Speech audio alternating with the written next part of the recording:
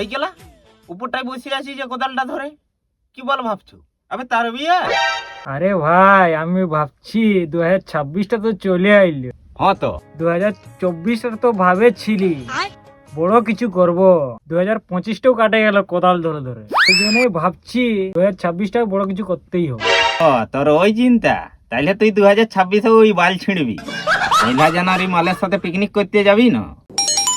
ফটাফটাই কাজ কর, ঠিকাদার এসে গেলে না এই হাফতার পেমেন্টটাও দিবে না। যদি এরকম গাড়ি মস্তি করে বসে থাকি না, ঠিকাদার যদি নাই পয়সা দেয়, তো এটা জানে থাক তুই পিকনিক যেতে পারবি না। 2026-এ বড় কিছু করতে পারবি কি না ওটা তো আমি জানি নাই। তখন তোর মালের গিলে অন্য লোক বড় করে দিয়ে চলে যাবে, বুঝতে পারবি খেলা।